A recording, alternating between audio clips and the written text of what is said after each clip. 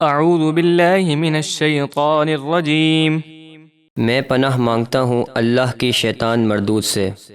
بسم اللہ الرحمن الرحیم۔ اللہ کے نام سے شروع جو نہایت مہربان بے حد رحم فرمانے والا۔ الف لام را تلک آیات الکتاب المبین۔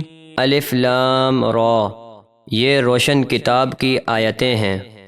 انا انزلناه قرآنا عربیا لعلکم تعقلون۔ بے شک ہم نے اسے عربی قرآن اتارا تاکہ اے اہل مکہ تم اسے سمجھو۔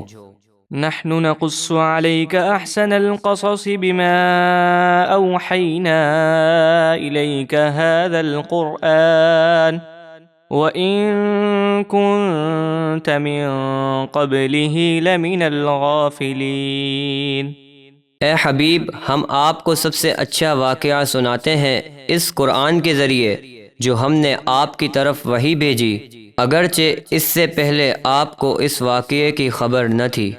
اذ قال یوسف لأبیہ یا ابت انی رأیت 11 کوکبا والشمس والقمر رأیتهم لی ساجدین۔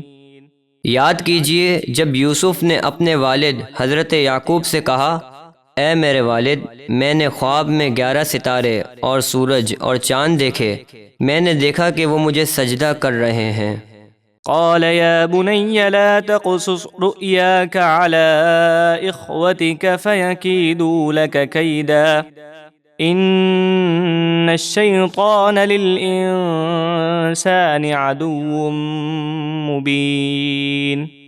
فرمایا، اے میرے پیارے بیٹے، اپنا خواب اپنے بھائیوں سے بیان نہ کرنا، ورنہ حسد کی وجہ سے وہ تیرے خلاف کوئی سازش کریں گے، بے شک شیطان انسان کا کھلا دشمن ہے۔ وَكَذَلِكَ يَجْتَبِيكَ رَبُّكَ وَيُعَلِّمُكَ مِن تَأْوِيلِ الْأَحَادِيثِ وَيُتِمُّ نِعْمَتَهُ عَلَيْكَ وَعَلَى